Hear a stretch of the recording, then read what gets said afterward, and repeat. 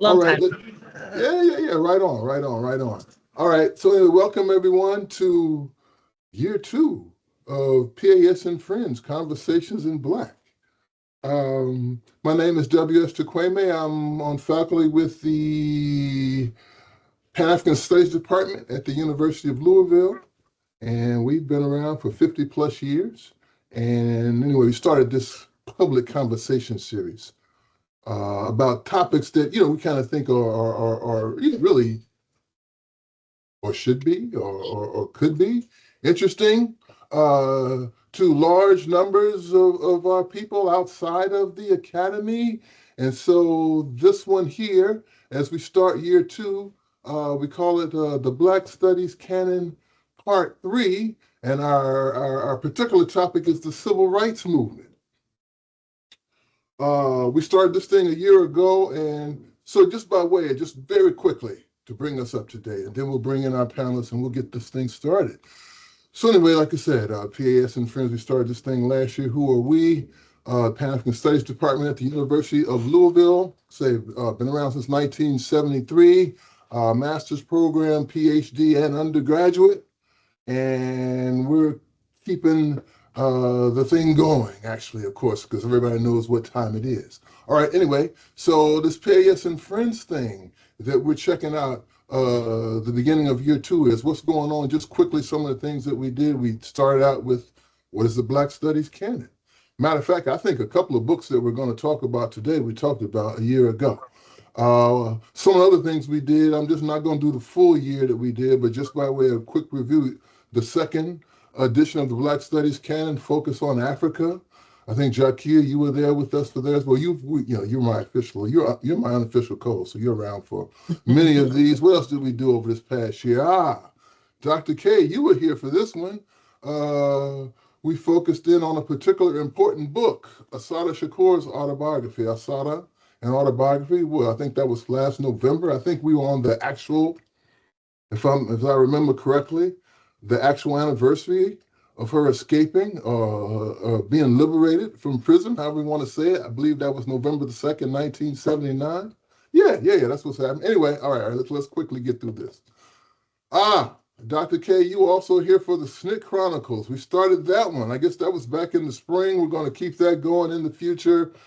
And last year's program featured a couple of focuses on Malcolm X in February and again in May. Uh, Around those two dates, the tragic date of his assassination and, of course, his birthday. Anyway, well, that brings us up to launching year two. Now speaking of Pan African Studies, or should I say PS and Friends Conversations in Black Year 2. We're doing the civil rights today. Our next one is coming up 4 weeks from today, November the 10th. We'll also do it on a Monday evening, and our focus will be the Black Arts Movement. And that's going to be a very interesting program because we have audio clips of some of the major figures. We've got some readings of some of these classic works. My friend Melanie Dyer on board to help us, to read some of these excerpts, some of these great people. If you can see the screen, you can see some of the figures we'll be talking about. So anyway, that's coming up in a few weeks. I'll probably try to mention that again at the end of this session today. So that brings us back then to here's where we are now with the Black Studies Canon Part 3, the Civil Rights Movement. What are the essential texts on this crucial subject? And so I'm going to stop. Hold on. Let me get this straight here. I'm going to stop this for a second and so we can see our esteemed panelists. And so um, in no certain order of importance because all of our equal importance. Our colleague, Dr. Kinchin, Dr. Charlotta Kinchin here in the Pan African Studies Department here at the University of Louisville. Welcome again, and it's good to see you. Good to be seen. Appreciate the invite. Okay. Sounds like you're done. All right. And hey, cool. Okay. And all the way from Cincinnati, as some people say, uh, Dr. Dalia Goodwin of Xavier University. And welcome. This is your first time here with us, hopefully not the last. Anyway, I'm very thankful that you accepted our invite to be a part of this hopefully interesting conversation. Yes, thank you for having me. I am looking forward to this conversation. Exactly, exactly. And my unofficial co-host here a majority of the times and here in spirit, even when you are not on our panels, the one and only, what I think the second graduate of our meaning PAS at Louisville's doctoral program. I think you were our second graduate back in 2019, and you've done us proud in the years since in your various, I'm not going to say nefarious, adventures. The one and only Dr. Jakia Marie, currently employed up there in Michigan somewhere. I believe it's Grand Valley State University. That's it. Thank you to Claymay. Thank you, everybody. Nice to be here. And for those who don't know, to Claymay and I are besties. So yeah, we in this real deep, real deep. Yeah, yeah, yeah. Yeah, she first announced this, in fact, on our the first session that we did, the Black Studies Canon. And so yeah. We've we try to make that more real, going forward. Anyway, it's great. It's great. All right, let's see. So, as you all know, our subject is the Civil Rights Movement. What are some of the important texts? And so, one thing I do want to do something right here, right quick. There it is. Um, what I want to say by way of getting this thing started. So, I mean, the Civil Rights Movement, we all know this, is a subject, or at least a phrase that resonates with everybody in America. And everybody in America has some perhaps slight conception of what that might be. And many people think they actually have actual, solid information about this subject. But we know if we pursue that, it looks a little different. So by way of starting this, hold on, what I want to do? I want a window. By way of starting this, something I just plucked off of the internet this very day. So I'm going to come back to have the screen up. Let's get the screen up and um, let's start here. Let's start here. Just pluck this, just pluck this off the screen, off the internet today. And so here we have like some article from 2022 online. I mean, I know there's all to say about online, but this is, I think something general. I think that we could say. So here's something purporting to tell us about three influential women of the civil rights movement. Those three being Septima Clark, Fannie Lou Hamer, and Diane Nash. And here's the accompanying photograph, right? Of Fannie Lou Hamer, Victoria Gray, and Miss Annie Devine, right? And so, hey, there's some people reading this thinking that they're learning something, you know what I'm saying? And somebody wrote this thinking that they knew something about this subject, the civil rights movement. So that's something, I think that's kind of like a starting point, man. It's like the state of information about this subject that, like I say, it resonates with everybody, but like,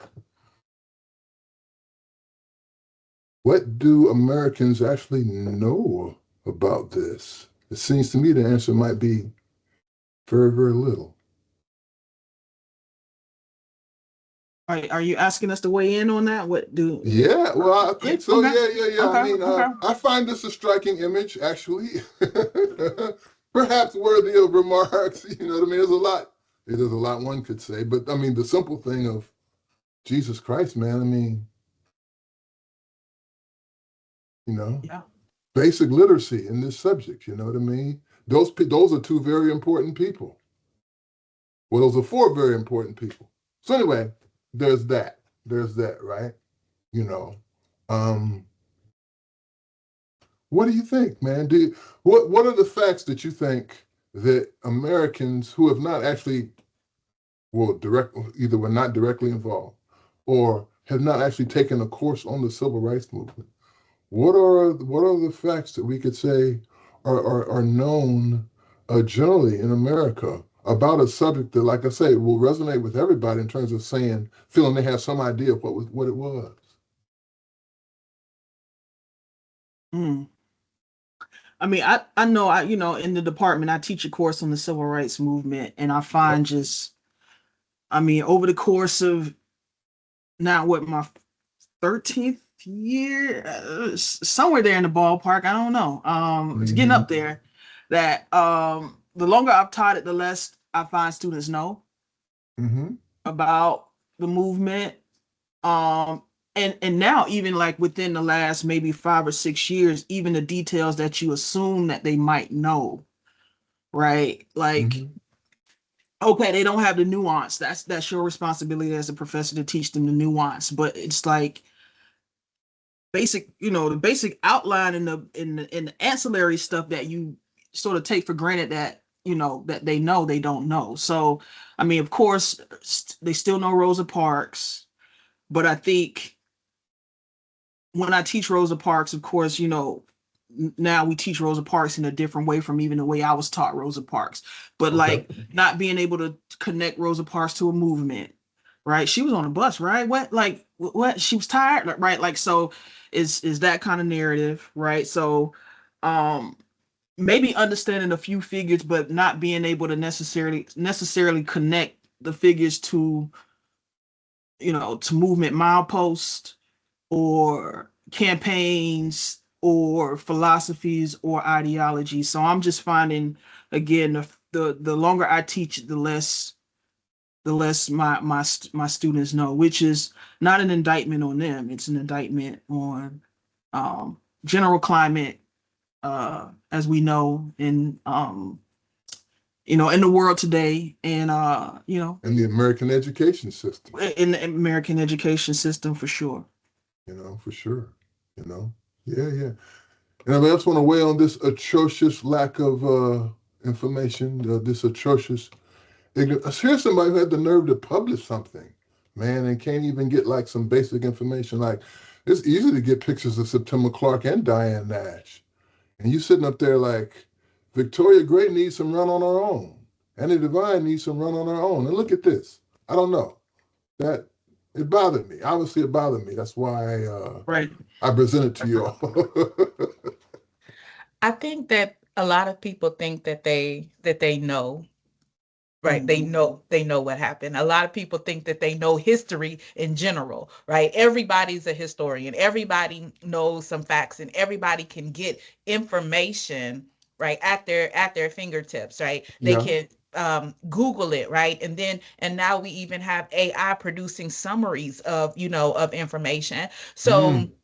people think that they have access and that they actually do know. So one of the things that I experience in the classroom is actually a lot of frustration and anger at presenting nuances, complicating and challenging the things that people think that they do know about Mm. what happened. Xavier Mm. happens to be a Jesuit Catholic institution, so there's a lot of moral and righteousness that is associated with particular groups of people's involvement in civil rights activity. And so when we expose that and say, okay, well, let's talk about the moral suasion going on. Let's talk about these groups of religious people and how religion did factor into it. Let's talk about particularly the Catholics. It becomes very frustrating and a challenge for people because they find out things that they're not comfortable with, and so Mm. they revert back to the lane of comfort. It's great to think that you and your family and everybody was on the right side of history. But then when I pull that picture up that shows you and your parent or your grandparent in the small town that you live in Ohio, wait a minute. First of all, we're in Ohio. That shouldn't have happened, right? That was supposed to be down somewhere in Alabama. And then second of all, they're on the wrong side of the of the street. They're holding up the wrong sign.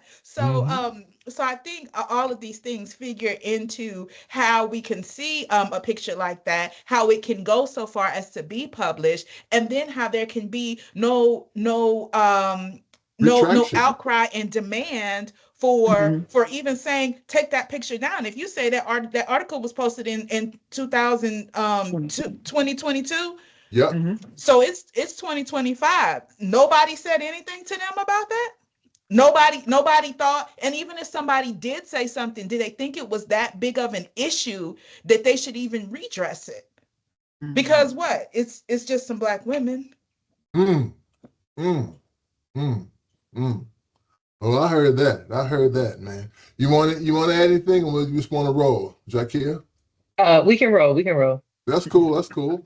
All right. So here's how the conversation is actually organized. So all our panelists had to present a list, well, two lists, although they're related, of how did I phrase it to y'all? The most important texts, the most essential texts on the subject of the civil rights movement. So you had to give me a top 10 in no certain order, and then you had to give me another 15 for a general top 25. Right? And so, like I said, our conversation is going to be organized around us taking a look at the lists and how they compare in terms of what we all, I think, can learn about this thing called the civil rights movement.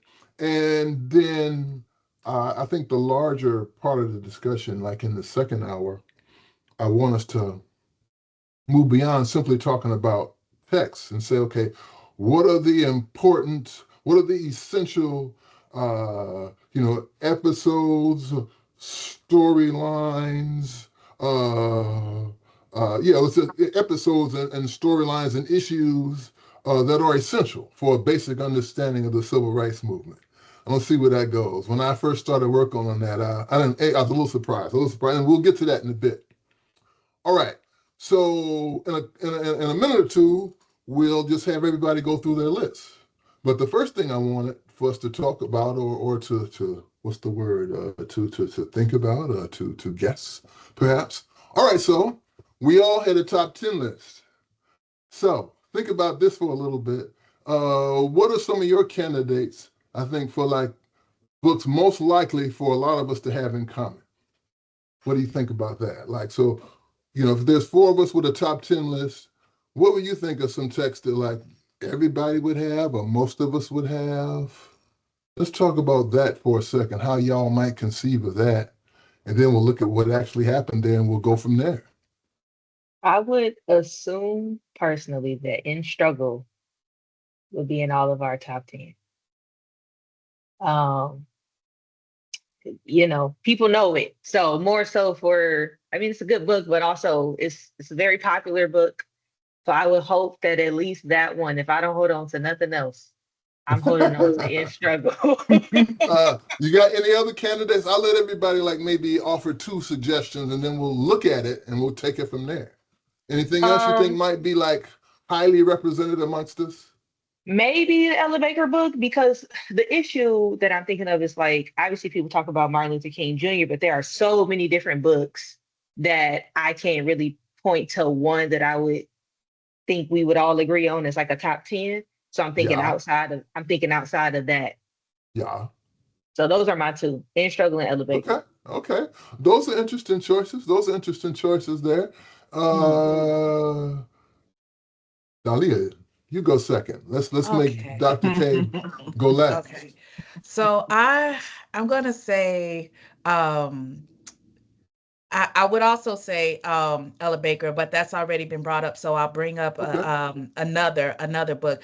And this goes back to a point that Dr. Kinchin made about the way that we talk about things and the way that we talk about history. So I would say that at least one of the new texts that's come out recently that explores the rebelliousness, if you will, of Rosa Parks is on all of our top 10 just because it challenges so much of the master narrative, the popular culture narrative, all of that Okay. about Rosa Parks and the civil rights movement. So I would say Okay. The Those are, Rebellious Life of Rosa Parks, or At the Dark End of the Street, one of those two that explores Rosa Parks. And then another text that I mean, if somebody got all your good ones, you don't have to keep going.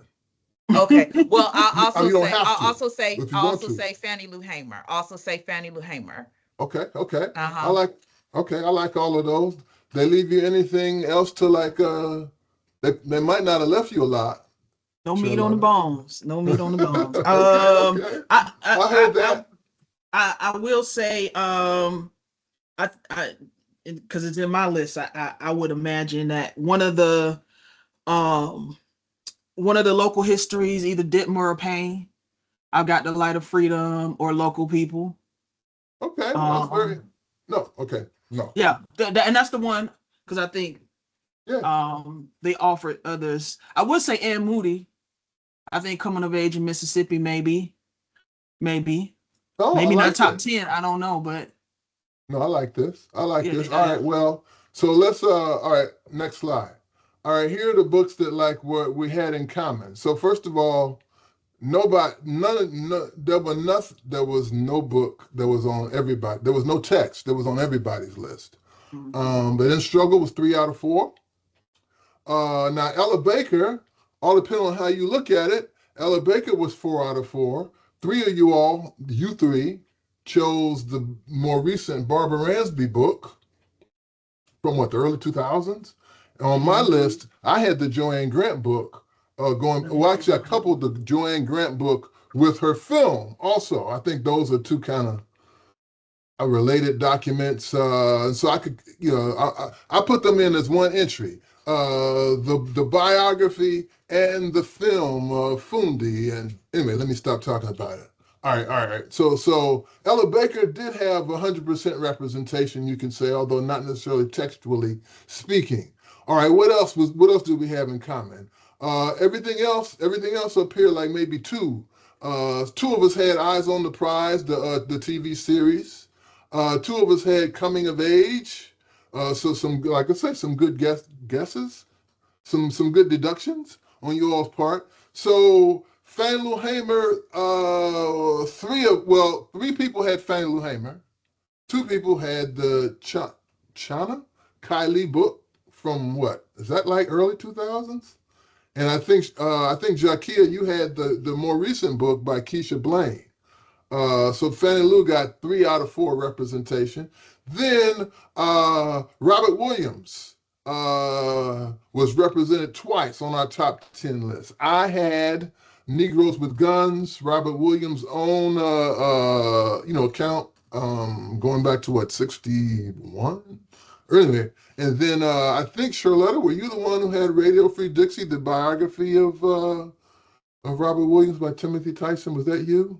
Yeah. Yeah. So that's interesting. I mean, I say looking at that, I go like that sounds about right. You know, I mean, there was no reason for me to like do the guessing game since I had all the data. But I guess if I had been guessing, I probably would have gone with In Struggle and my guesses would have been In Struggle, Eyes on the Prize, and Coming of Age. So, I'd have been kind of with you all in terms of that. All right. So what? I mean, the four of us, yes, all college professors. Y'all are like 80s and 90s. I was born at the end of the 50s. So we have a little bit of generational diversity to some degree. But anyway, y'all got any thoughts about this is what it actually looked like in terms of what we had in common?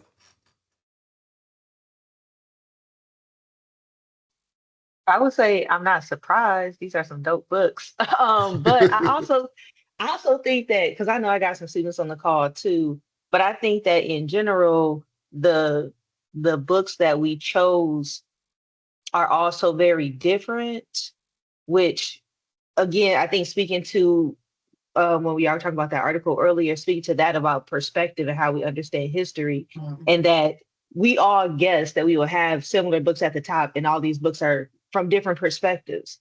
So just showing the necessity to really interrogate not just a movement, but people a part of those movements, and organizations a part of those movements, and how they weren't all on the same page all the time. So it's important to Mhm. have those different perspectives and how we collectively respect those various perspectives and viewpoints. Mhm. I think there's a value that we all have for local struggles, for grassroots struggle, grassroots organizing. Um, you know, we all thought it important to include the women who we know were backbone and central um, to the movement. So I think we all did that as well too. And I echo Jack here, right? Perspective, like they're not really a lot of top. They're not really. I don't know any because we haven't gone through everybody's list, but at least what we have in overlap, there's not a focus on top down leadership, right? So that says maybe a lot about the lens in which we approach the subject. So I'm pleased to see the overlap. I am. I heard that. I heard that. You got any thoughts, Dr. G?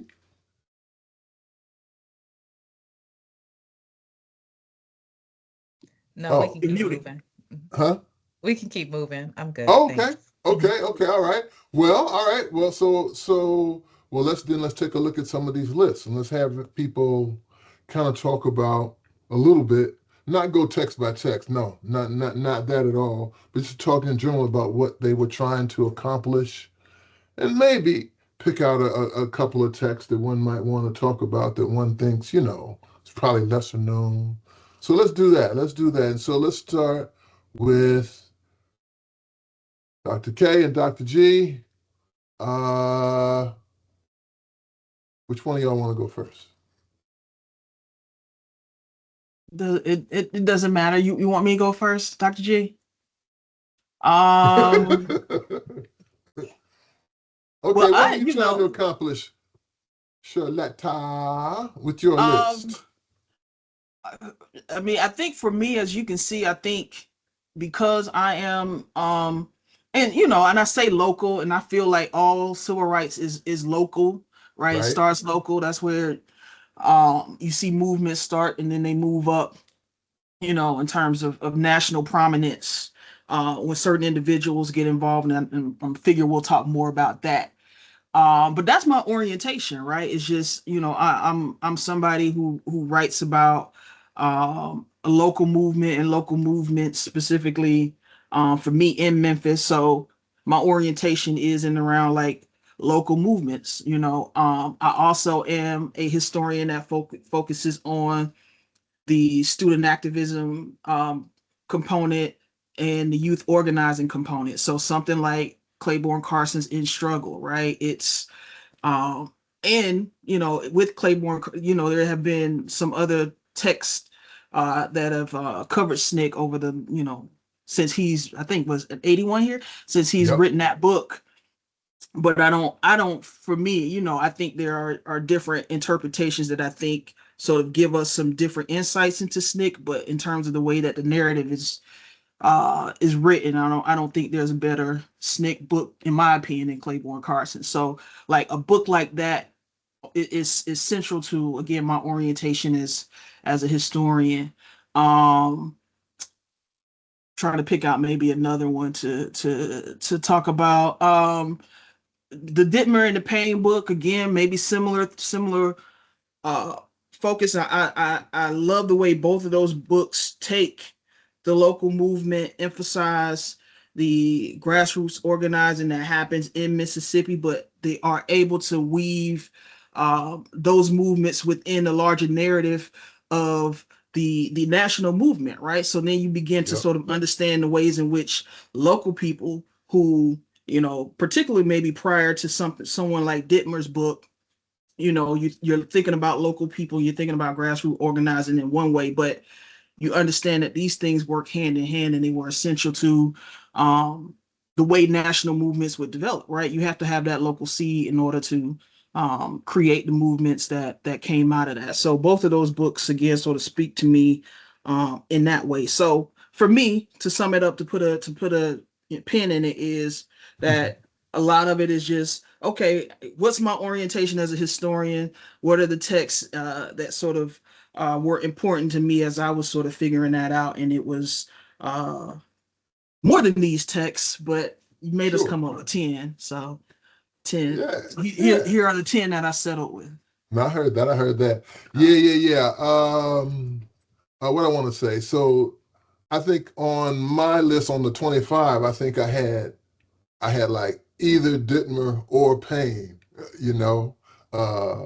one of the two. So, I was figuring out a way to like actually get multiple titles in there, as you can see.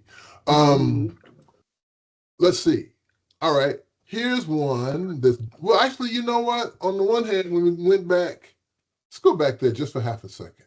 If we go back and look at the books that we had in common, on the one hand, yeah, on the other hand, still there was extreme amount of diversity. I mean, the majority of titles that appeared on anybody's list appeared just the one time. And so here's one I read long ago, and give us a second or two on the Woodward book, The Strange Career of Jim Crow, as being like, hey, if I had 10 books to have people read about the civil rights movement, I want them to read The Strange Career of Jim Crow. Tell us a little about, like, why that would be the case. Because it is a strange career of Jim Crow, right? Like, it outlines foundationally for me, like, development of Jim Crow as a system, as an institution. It attempts to sort of dispel some notions about the separateness of white and black people in the South, right? And how, out of Jim Crow, this separateness emerges, but there was not always an existence of a separateness, though we think, maybe not now, but when he wrote it in 55, people thought about enslavement as this sort of master in the house, enslaved people, working in the fields in their separate sections, but there was very much an intertwined nature as it related to how black and white people dealt with each other. Now, the power dynamic was different, of course, but in terms of proximity, all of that stuff. So I think for me, in terms of foundationally, there have been other books that have come and have done, I think, masterful jobs of sort of also laying out the foundation of Jim Crow. But I think in terms of also, like, just laying out the foundation of what Jim Crow was as a system, I think Van Woodward's book is, to me, one of my essential texts. No, I like it. No, I just keep emphasizing that because I think to us, what's essential, and maybe I don't even know if, let me say for me, and speak for me, I don't even know if I'm making an argument that these are all the essentials. I'm making an argument that these are my essentials, right? And so, I don't want to overstate my case. Okay, all right. If you want, I don't think that caveat was necessarily necessary, but that's okay. That's all right. And like I say, I mean, I think all of these, every item on everybody's list, to me, is just an opportunity for us to have an interesting conversation, about topics that, like I said, like we have all said,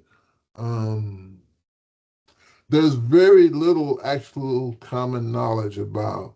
And so when you talk about that one there, I think that's the oldest title on all of our lists. I believe it is. But that goes to like just the basic American history. I mean, here I am talking about, man, there's not any general actual knowledge about the civil rights movement, and that is a fact. But there's no general knowledge about America, period, or American history, period. These people don't know anything about the country or the history of the country in which they live as a general proposition. Ain't just about Black history, ain't just about Black struggle, ain't just about the civil rights movement. They don't know anything about any of it. Uh, and so a book like that is very valuable. Like, hey, people don't actually know what this whole segregation thing was all about. They think it was just seeing some signs somewhere. So anyway, all right, let me stop. Do that anytime. Dr. G, you had a list also which had, like I say, most of our lists had mostly unique items. Tell us a little bit about what you were trying to accomplish when you put together your top 10 list, of texts about the civil rights movement. Okay, so I situate myself as a historian of 19th and 20th century Black women. Okay, So on any list of any subject that I have, it's gonna be Black women on that list. right? Right. So that's largely what you see reflected here. So I'm always asking the question of where are the women? What are women doing? How do we understand the story, whatever the storyline is, through the lived experiences of women and Black women. So women and gender always sort of frame my narrative for how I look at things and how I create lists and what I think is essential and what I think is important to know. The other component to my list is biography. I like biography. I like knowing the origin stories of these people. So Fannie Lou Hamer, right? That is an amazing woman, and her political work is fantastic. And also that element that we get into to her life, the part that Dr. Lee, my mentor, was able Okay. to expose, that to me brings out a whole new dynamic and helps me to understand even more so about Fannie Lou Hamer, and fits her into the conversation, the larger conversation of Black women's history. So I Dahlia, like. give me a couple sentences on that. Like, okay, so in terms of the lead book, tell us a little bit about what you meant when you were talking about all of the insights about Fannie Lou Hamer in particular. Okay. Not the whole book, but give us a little Yeah, sense yeah. of what that Uh-huh. was. So in For Freedom's Sake, The Life of Fannie Lou Hamer by Dr. Chana Kai Lee, we get her childhood story, how she grew up, the community that she lived in, what type of involvement she had in relationship to labor. We hear about things that happened to her physical body, particularly vulnerabilities that happened to her person as a result of exploitation, um, the bodily harm that was done to her. We find out parts about her life. Dr. Lee goes into trying to help us to understand, particularly this feeling of anger, right? That is associated oftentimes with Fannie Lou Hamer, Okay. and then we find out, parts about her death, and how her life ended, and struggled with cancer, things of poverty, persistent themes. So all of that figures in then to this person that we see, and that she's framed as, the Democratic National Convention, and then we just see that, and Sick and and tired that's of and being that's sick and it. tired. Yeah. Yes. And so Yeah. I think these biographies, and if we look at all the biographies on here, they follow that theme within Black women's biography. Rebellious Life of Rosa Parks, Ella Baker, who else I Polly have on Murray. here? Jane Crow, Polly Murray, all of that gives us that origin story, that backstory that I'm talking about. So I really do appreciate biography. Okay. Also, I have on here a document reader. Um, Mhm. so one of the things that I think is important is to know what are the documents, what are those primary sources, those firsthand accounts. We can all read books and different things and get interpretations and perspectives on things, but I find it helpful. Let me just read what it is that they said. Mm. Right? What is the actual law that people are arguing about? What is that? Um, and so I appreciate that. And then I think overall, the books on my list, and I don't want to be too controversial here, right? But I think they push the limits onto our era of the civil rights movement, and not in a I'm trying to upset the whole thing, but what I'm trying to say is that if we are to understand, for example, something that happened in 1960, right, then it's helpful to know, okay, well, what was happening in 1940, what was happening in 1930, what that they grew up in, what is the environment that is going all around, to help us do that in. And so I know that can get in particular audiences, that can get this long civil rights movement conversation. So I'm not trying to go there, but I am saying that I like to know origin stories, and I like context, and I like to know what happened. This is not even just as relates to this book list, but this is just for me in life. If you tell me what happened, something that happened, I need to know, well, what happened yesterday? How did you decide to do that today? You know, and Dr. Kenshin is laughing because we go way back and she knows this about me. So that's my list. And lastly, I'll say book number 5, Black Power in the Bluff City. I Oh think yeah. is a wonderful book, and I am always gonna think that the work of my colleagues and my friends are essential, because that book represents so much, and I think it is an excellent way to really think about my position as at different points in my life in terms of activism and what I can do, the inspiration that derives from that text. Okay, I got a couple of questions for you from a couple of the items, and let's start with the one you Okay. mentioned, uh, Black Power in the Bluff City: African American Youth and Student Activism in Memphis, 1965 to 1975, authored by authored by Dr. Charlotta Kinchin, who's with us. I might say, although this is the only time it appeared on the top 10 list, it did appear collectively on our top 25 list more than once. But what I wanted to ask you, Dr. G, what were like not an extensive thing, but like what were a couple of key insights from that book that you like Yeah, took away? yeah. I'll Just a talk couple, about just a couple. There's a Yeah, whole I'll talk book. about the one. I'll give you one. And that's inspiration. And so, particularly why I say this is essential is because of the inspiration. I use this text in my courses that I teach, and from the framework of, we're teaching college age students. These are students ages 18 to 22, 23.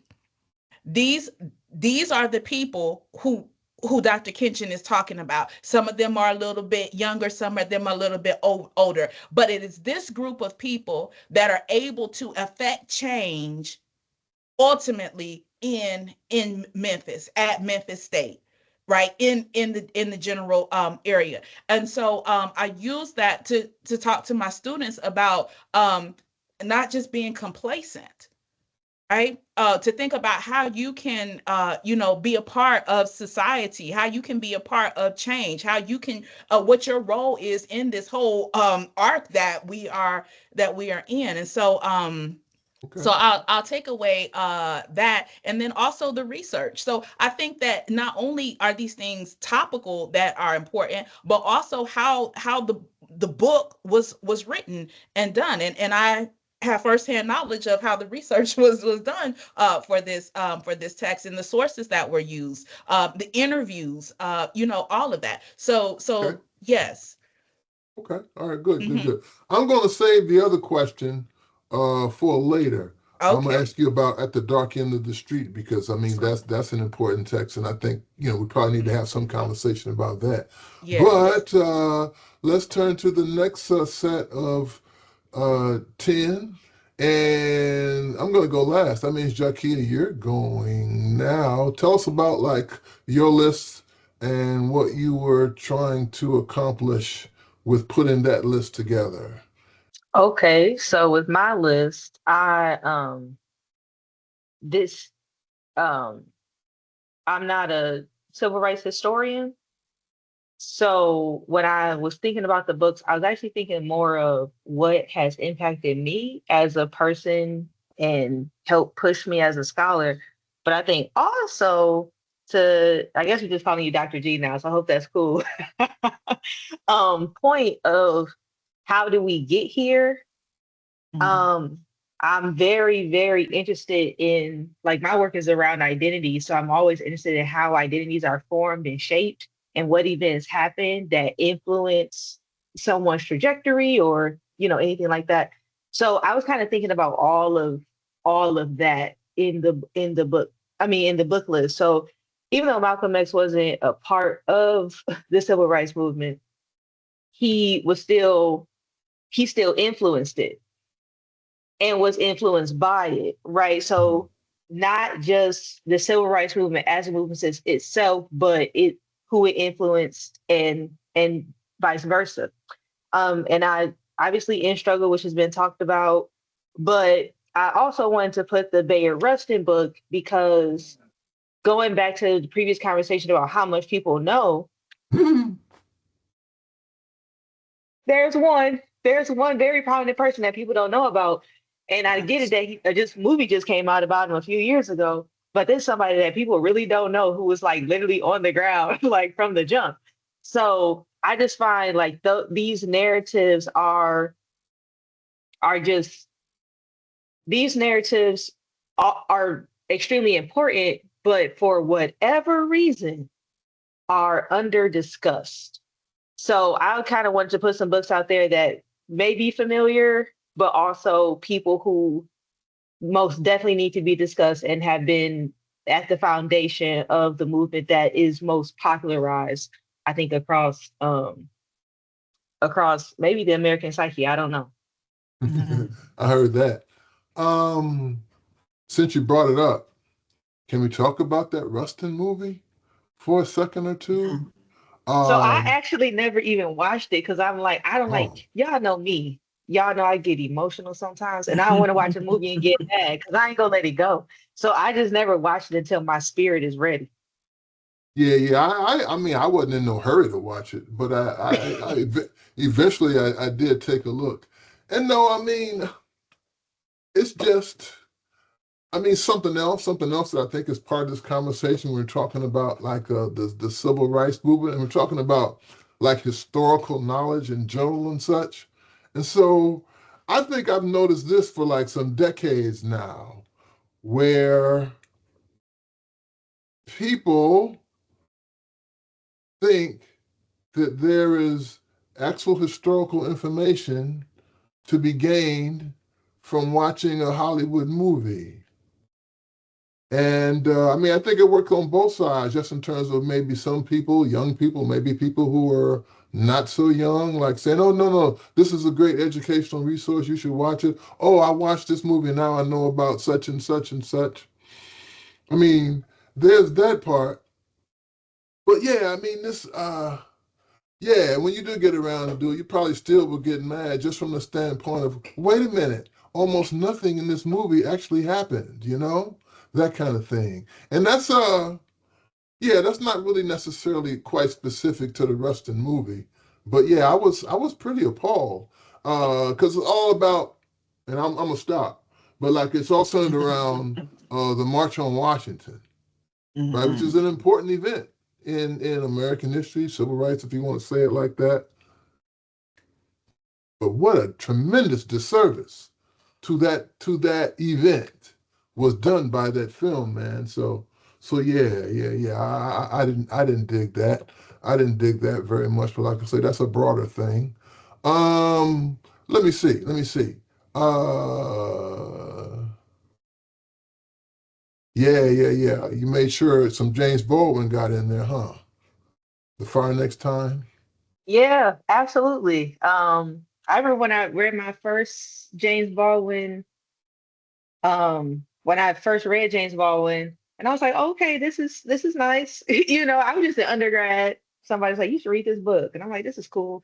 But then that caused me to start getting more into James Baldwin and going through interviews and reading more and learning about um his position and also like the way he was able to just articulate in such a I think in such a calm way anger and frustration but also love at the same time. So Mm-hmm. I think he offers this nice mixture of raw realness, but then also this love and this it's gonna be okay. You mad and you gonna stay mad, but you'll be okay in comfort. And not many people, I think, have that personality trait. Is really, I think, a personality trait. So I think that James Baldwin is just such a special person, and just was a radical in his own time that a lot of people don't give him a lot of credit for as that. I heard that. I heard that. Yeah. Okay. All right. Well, let's round out this portion of the conversation looking at my list. All right. Let me see. What do I want to say? Well, I think, I think I might have had a narrower definition of the civil rights movement that I was working with there as well.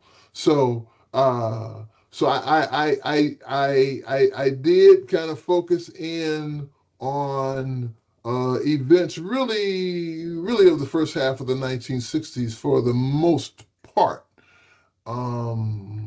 Understanding, of course, there are antecedents and understanding, of course, that like there's a whole lot more,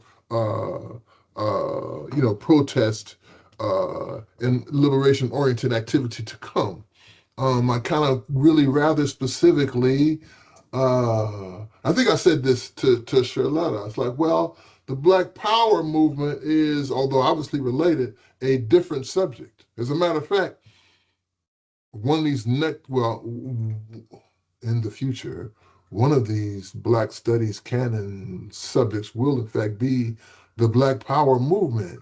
And so, that will lead to some exploration of a lot of important texts and a lot of interesting conversations. Anyway, so there was that in terms of like what I would definitely want to try to accomplish. And so some of the things that we've talked about are already on here in Struggle, of course. Um, let me, coming of age in Mississippi, of course, we talked about Ella Baker. Like I said, I chose the book that like, young people were more likely to read, so it's like, I don't know, half the length. And of course, Dr. Ransby has a whole lot, of important information in there as well. But just in terms of getting the Ella Baker story out there, I would probably one who was probably always going to choose Joanne Grant's book just based on the what? Just based on the reading endurance of the modern student kind of thing there as well. Anyway, a couple of things I think I'd want to point out. Let's see. The Road to Brown. So I put a couple of documentaries on here, as you can see. The Eyes on the Prize TV series. We're making reference to it. If anyone is listening and they haven't checked that out, one needs to. From a film standpoint, we kind of would almost call that something of a master narrative, just in terms of a lot of the major stories that we get some significant footage of. The other thing to say about Eyes on the Prize as a document, yeah, as a document. That's one thing that gives it a lasting significance is that these episodes, these programs, are consist solely of footage of the time Mm-hmm. and interviews with people who are actually involved, right? So it's all actual footage of these historical events and testimony of eyewitnesses and participants. That's the whole thing. That's the whole thing. And yes, there's what, 14 hours of it or so. And yes, they cover a great deal, a great many stories. Yet, even having done that, there are a whole lot of missing stories that we might think are essential, that we would think are essential. Um, Robert Williams is completely absent. Gloria Richardson is completely absent, and there are, other stories like that. So it has a, you know, well, in its own way, kind of helps to reify a certain classical version of what this civil rights movement is, and that Martin Luther King Jr. is certainly its central figure. The film does have nuance in there. It does establish there are other actors and even conflicts between different groups there as well. But it is sort of a classical narrative. But having said all of that, and I'm talking about the first half, the second half that kind of goes from the late 60s into the 80s, has some other sort of storylines. But having said that, I mean, having made that characterization, it still is an essential text. And so, I'm sure a lot of people who are watching or listening have seen it, but otherwise, not. So anyway, that one was in there because, if one actually hasn't actually, seen some of the visual information about, some of the conflicts between, the black people who were, trying to actually like establish equal rights for themselves, and the tremendous amount of violence meted out by not only the state, but also private citizens. Anyway, you can't really, you know, that's some kind of indispensable stuff. To reading about it isn't necessarily going to necessarily take you there. What else? Yeah, Charles Hamilton Houston. There was a documentary that they did at the University of Virginia back in the late 80s, The Road to Brown. I figured probably not necessarily well known. It's on YouTube. I think yeah, I put it on the list because I think everybody should check that one out. What else? I put the autobiography of Medgar Evers on this list, which was, it's the, his widow and Manning Marable edited this collection of speeches. Right, he didn't necessarily write that much for public, mostly speeches, and I think there was some sort of like private correspondence. But once again, I think some of you all made the point in terms of talking about first-hand testimony. And I mean, Medgar Evers is basically known as somebody who got killed. But his story, it's the Mississippi story. It's another version of the Mississippi story, which we know is very important, and we've alluded to already today. But his story as a living, fighting activist is it's one that people should know. He should be known as his story should be known, and not just as somebody who got killed. There's that. Coming of age in Mississippi, and once again, firsthand testimony. It's a class. It's really one of the classic texts. And what? Yes, it's the story. It's the life story of someone, a young woman from Mississippi, who will get involved ultimately in CORE, the Congress of Racial Equality, and she's a part of some really well publicized demonstrations in Jackson, Mississippi in 1963. And there's this famous photo. This is kind of, she kind of gets a lot of notoriety behind this particular photo of what they're pouring all this stuff over her. She's sitting at a lunch counter and everything. Anyway, later on, she writes this classic piece. It's one of the early memoirs of the civil rights movement, or of activists from the civil rights movement. And what I want to say right quick. So that last, I don't know, quarter of the book is like her being involved in the movement. It kind of rushes by. But really, what makes the book an absolute classic is that first 3/4 or so where she's actually just recounting like the story says, like the title says, coming of age in Mississippi, what it was like actually growing up, poor in rural Mississippi and going through these various sort of changes. And anyway, let me stop. It's an essential text. You should read it if you haven't. Some other books that I figured probably nobody or a few of y'all might get in there. Another oral history. My Soul is Rested, Movement Days in the Deep South. Remember, the book that goes back to late 70s. And once again, like I said, a theme that we said, we're almost all of us really trying to emphasize direct testimony by participants. And there's a lot of people, in fact, most of the people in My Soul is Rested are not what you would call well-known figures. And, they're not necessarily talking for like 10 or 20 pages, but very, very useful testimony, particularly for people who, really unfamiliar with this thing, how deep this thing is.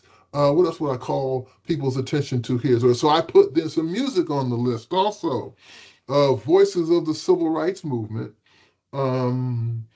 Collection of freedom songs and songs from different rallies. You got the SNCC Freedom Singers and a number of other groups there. And, Bernice Johnson Reagan would make the point that all there is to say about the great struggles, the community spirit and such like that, just listen, communal music making was like foundational to this thing, to this spirit, to this willingness to endure, to this belief that there was a righteous cause. And so that was worthy, I think, of going on the list. So, there's that. I mean, what else did I not mention?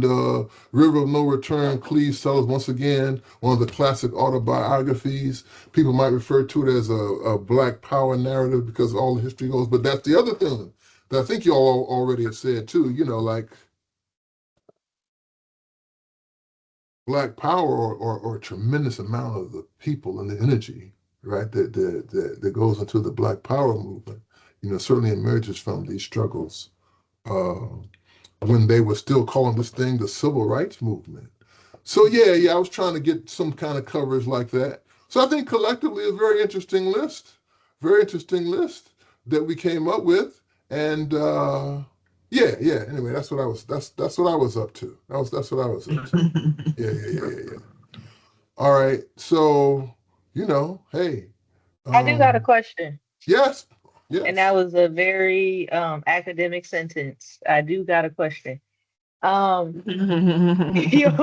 now I think I just want to follow up with you to Clay, because in all of these you bring up music, and I think it's important, but sometimes I think that as a professor, at least, it's difficult to teach the significance of music, particularly with individuals who didn't grow up in the culture.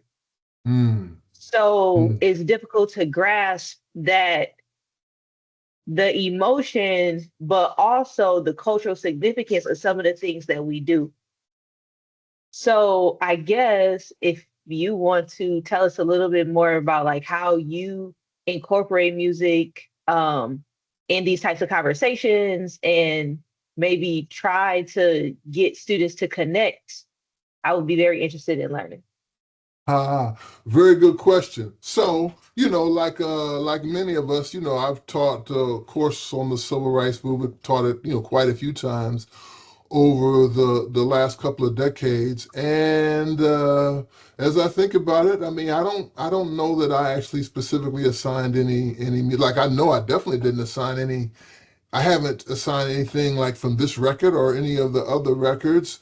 I do assign, I do assign much of the Eyes on the Prize series and a number of the episodes, particularly the earlier episodes, do what's the word? The music is prominent. The music is a prominent feature. Sometimes it's background. I think one of the early chapters in the series is on the Albany movement, and that's where Bernice Johnson Reagan. I mean, SNCC Freedom Singers. Some people may know the group Sweet Honey and the Rock. But anyway, she gets to actually like make this case. So I don't actually assign any actual audio, not any audio recordings in this sort of class there as well. Well, let's see. I mean, for me, any appreciation or lack of appreciation, of the audio would just be a part of the lack of appreciation for learning, period, that is a part of our modern American and collegiate environment. Mm.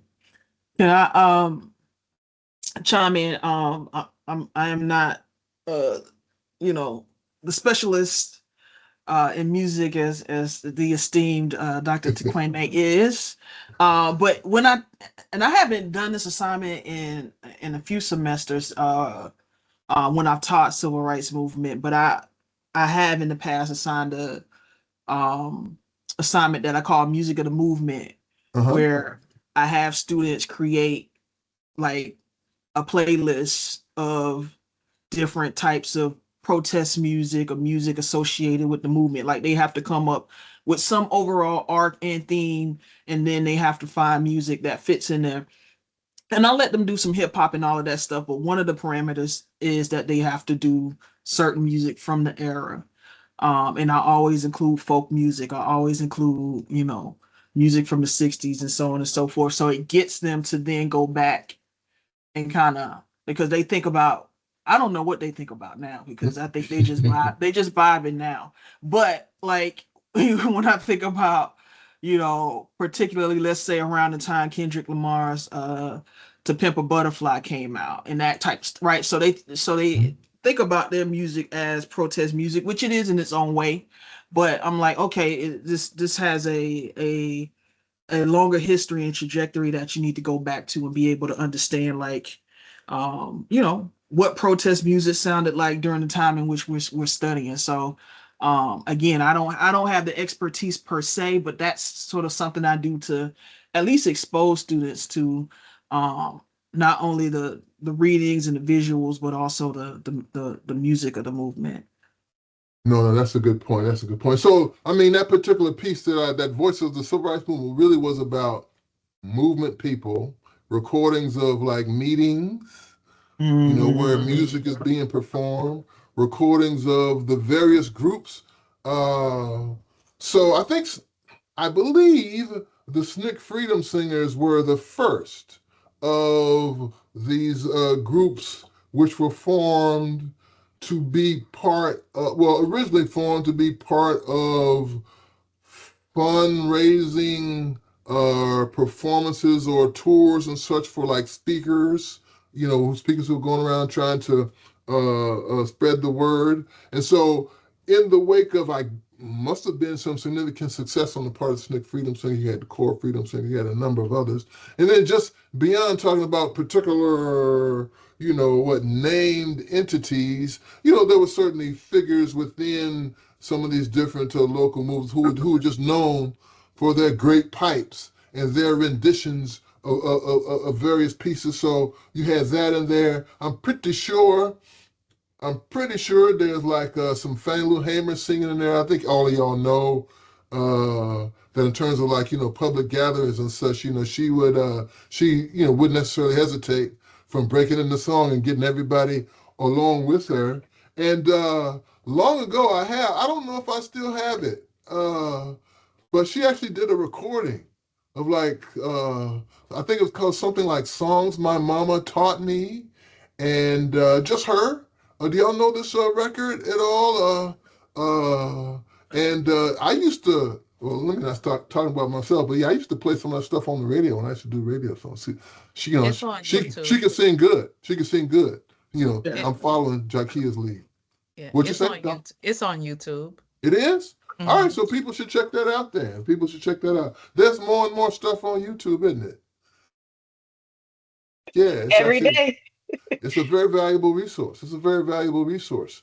So anyway, the civil rights movement thing, well, I don't know if we specifically made the point. We didn't even specifically try to come up with a fixed definition of this civil rights movement, but even if we localize it to this very discrete time period of, if you want to start it in the mid 50s, if you want to start it in 1960, go to some point in let's just say 68, because a lot of people say that. If you want to do that whole thing, that whole king-centered timeline of fight 55 to 1968, if you just do that, It's still a very vast subject, you know?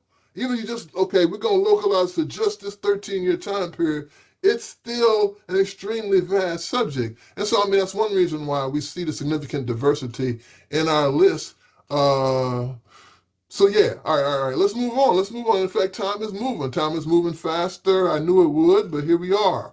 All right. So the next move is to let's just look at it.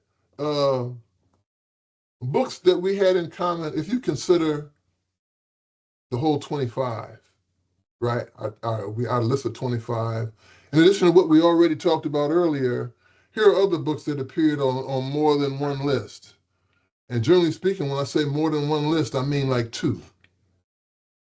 So a couple of us had Charles Cobb's book, This Nonviolent Stuff Will Get You Killed. I think I had it in my top 25. I think it was Dahlia who had it in the top 10, I think. Dr. K's book, Black Power in the Bluff City, appeared on a couple of lists when we take the 25 as a whole. So did The River of No Return by Cleveland Sellers. So did the autobiography of Malcolm X. So did Charles Payne's book, I Got the Light of Freedom. We talked about that one a little bit earlier. And then on three of y'all's lists, not mine, each of y'all had like a Stanley Levison book, you know. One of y'all had Strength to Love by Stanley Levison. One of y'all had Why We Can't Wait by Stanley Levison. And one of y'all had Where Do We Go From Here, Chaos or Community by Stanley Levison, who wrote most of King's books. And when I say most, I mean most of the material in King's books. And earlier on, a whole lot of the speeches too as well. So anyway, y'all had King/Levison was represented on three of y'all's lists. And then I think what? John Lewis was on a couple of y'all lists, and The Sword and the Shield. Peniel Joseph's what? Mutual? Is it? It's not quite a. Is he doing a bio? I haven't read it. Is it a mutual biography or just what, a portrait of both of these guys, King and Malcolm? What exactly is he doing here? What is he bringing? I'll just say this, and this is no disrespect to Peniel Joseph. I mean, by this point, I've read so much material on these guys to see that I just was in no hurry to read. I'm going like, well, what more is there for me to learn? I've read so much about both of these guys. So a couple of y'all had it on the list. Make the case for what it adds to our knowledge or adds to our conversation. So for me, it's like it is almost like two biographies. But I see it as I could have one title instead of a whole bunch of titles on this. Like, how can we condense this? I So see. still, yeah. So I mean, I think that's more so what I was thinking. So obviously, autobiography of Malcolm X was my number one. I'm always gonna go with the autobiography. Always. But just since the conversation was on the civil rights movement, and I'm thinking about this time, what book can kind of capture two very prominent voices at one time so we can read less? Not necessarily read less, but I think Hey, no, but it is kind of hey. that, because a lot of stuff is just so redundant. I don't want to keep reading this over and over and over again. So if you can just put this 5 books into one, because it's all the same thing, then I'm gonna take then I'm gonna take that. So that's kind of how I saw it. I didn't see it as particularly groundbreaking or anything like that. But it just saves time to get the same amount of No, information. I got you. I got you. Um, why did all y'all put Stanley Levison books on your list? That, I Or why did mean, each of you put Stanley Levison books on your list? You don't have to be responsible for the other person. I mean, there's so much information about King, but y'all, anyway, let me So stop. so I'm I'll obviously pushing it back, obviously, right? you I are. think this goes back to when we're talking about like the our list and the frame we're using to make our list, and the personal connection on for some of these books that they might have with the particular list maker. So for me, Strength to Love, that book was on my list. And there's there's a whole backstory that's connected with me uh putting that book on my list. Some of the sermons in there were particularly helpful at a time that I thought, I was in my own civil rights struggle when I was in grad school. And so I think we will all be thankful that I did read Strength to Love to make it through grad school, and under the conditions under which I was in. And so I think for me to have a list about um, readings that are impactful, that I try to share, I would include that list. And so I think for many of the books, there's always that personal human dimension that we add to why the book was on there. I mean, if we're talking about information, we could say, okay, because it provides this type of information. That might be one reason. But also another reason why a book could be good to me is because that there's something within that resonates with me personally in my humanity. And Okay. so that part, we can't overlook that part when talking about books, when talking about music. To Dr. Jakia's point earlier about using music in the and with the civil rights list and different things. There's that personal internal connection that is there, that I think is present with every book that I have on my list. So it Okay. might not make sense to anyone, but I have a reason why I use it, and it is evident in my life. I heard that. I heard that. Um, I'm gonna see if we can get Charles Cobb to come and be a part of one of these, and we discuss this book. This nonviolent stuff will get you killed. I got to try to look him up, and I think that'd be a very good conversation. Get a couple of us and get him, because anyway. That's one of a number of books that in recent times uh, are what's the word? Reassessing. That's not quite the right word. Um, but yeah, I guess reassessing the whole notion of nonviolence and its role in the movement, and in particular the prevalence of self-defense and such like that. So that's been, I don't know if we'd say over the last, 10 or 15 years or so, more of that has entered the discourse in terms of people understanding that this whole thing was not, about this whole philosophical nonviolence. So there's that. What else is here? Yeah, like I said, River of No Return. That's probably always going to be on one of my lists there as well. Um, let's see. I think. Oh yeah, looking at the time. Well, anyway, those were the books that we had in common beside the ones on the top 10 list there as well. So still, like I say, overall, out of 100 possible titles, we had 72 different titles overall. So like I say, most of each of our lists were like singular items. All right, we're not gonna, let's just put up the rest of our list here. Um, and here's Dr. G and Dr. K's list. And we'll just put that up there. We're not even going to go through it. We're not even going to do the same thing we did before. But for each of you all, is there like one or two titles you would like to call our attention to that we haven't talked about already? I just want to point out. No, we haven't gotten to your list yet. No, I We can know it put ain't your mine. okay, I okay, mean okay. one that's on this list here that I want y'all to talk about. Okay, no, great. Um, I'm sorry. Yeah. So when I was working on my master's, one book that was essential was the Black campus movements of Black students in the racial reconstruction of higher education. So Kenji's book, which I didn't add to my list, but I should have actually. So thanks for adding that. Thanks for adding that on there.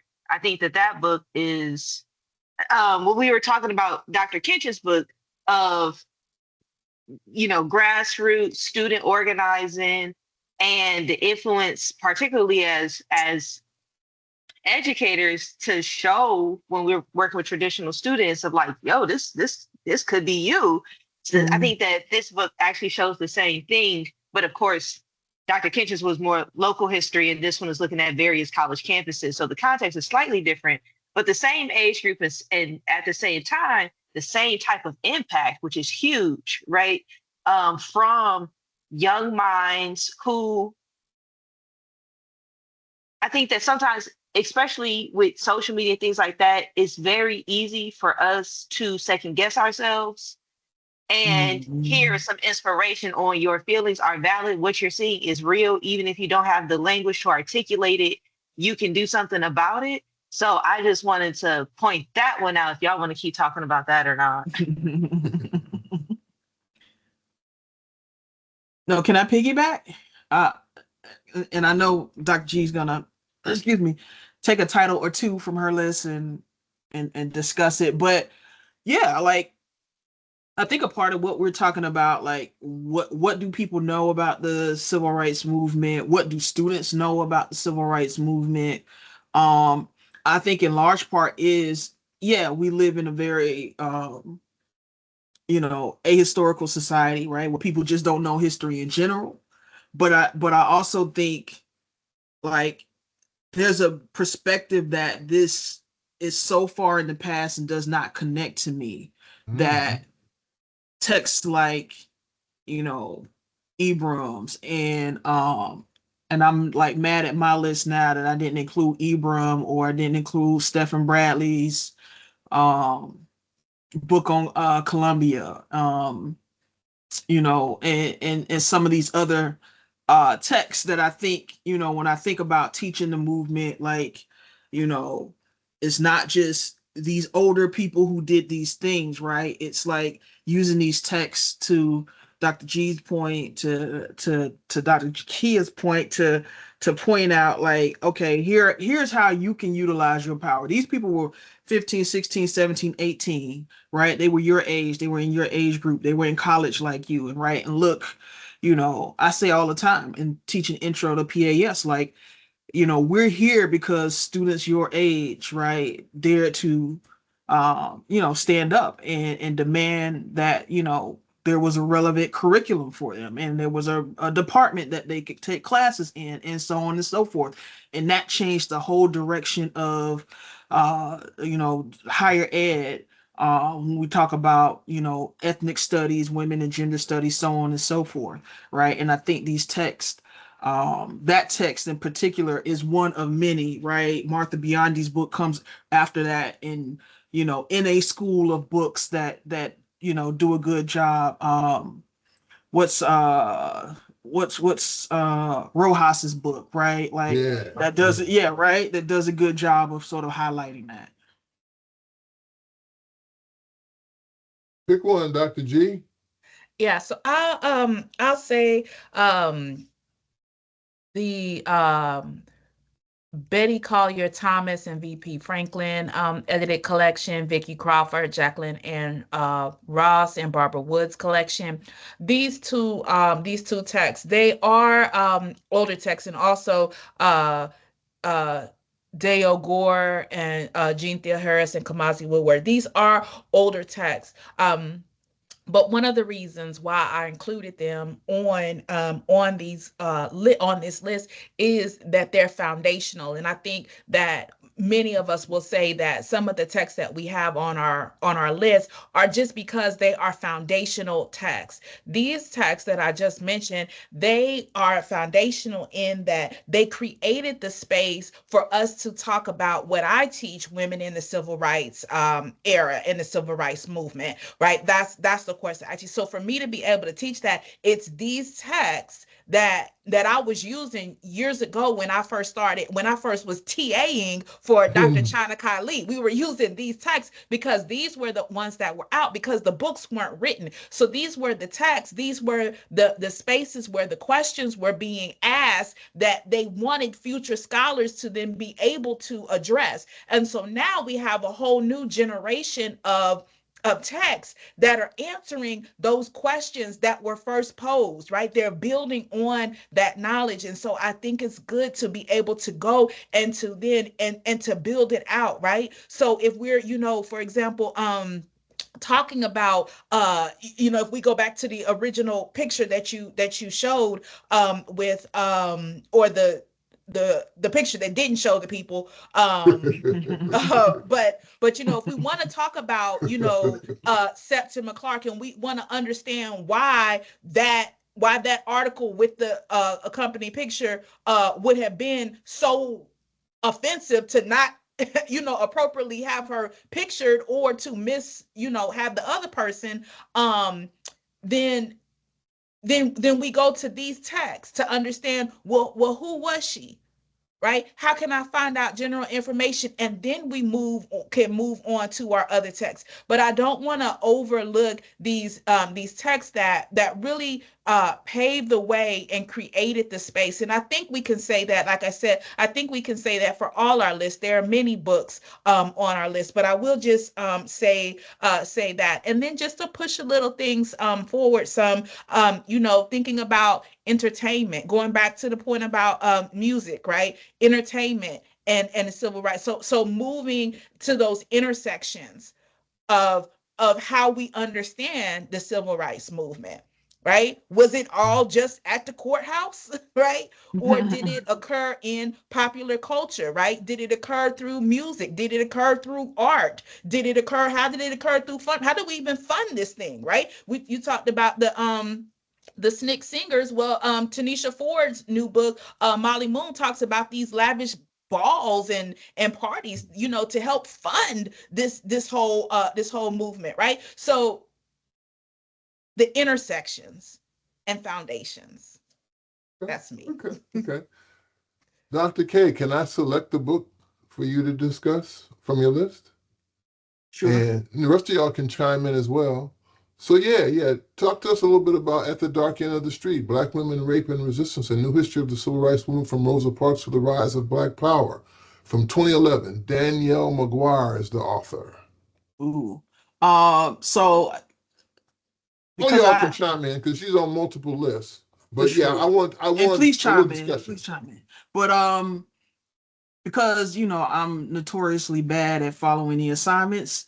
My list got unwieldy like early on, and he had to like bring me back in. So like I think did. I may have had Jean Theo Harris's book on my list too, as well as Danielle McGuire's At the Dark End of the Street. But I think I was talking earlier when I started, and I was saying um how I teach, how I learn and teach about Rosa Parks is different different from how I learned about Rosa Parks. And right in this book, um, in many ways changes that narrative, right? It I'm thinking about my going to the book, but thinking about my list, a lot of my list is thematic, but it's interpretation too, right? So I was thinking about in the creation of my list, like what text could I use that then further the interpretation, change the interpretation, add something new to the interpretation of what we have come to know as a civil rights movement or figures within the civil rights movement, right? And I think and I had some I don't know how much dirt I should dig, Dr. G, but I had some issue with maybe including Danielle McGuire on my list just because I kind of found out some ways in which some research was procured, and I too am protective over the stories of Black women. And when you have people writing these texts, writing these books, and they don't tap into certain communities in order to get information, vet information, find out if certain information should be included with certain sensitivities, because as we see, this book does deal with rape and sexual violence. So I had a little bit of like hesitation about including her on the list because I know a little bit of backstory, but I thought like the ways in which she was able to push the narrative, and change the narrative and change the interpretations around, um, really the centrality of women in the movement, and how a lot of these, kind of popular campaigns that we think about, and we thought about as led by men, sparked and inspired by men, are oftentimes sparked and inspired by women, and in ways where women, of course, are,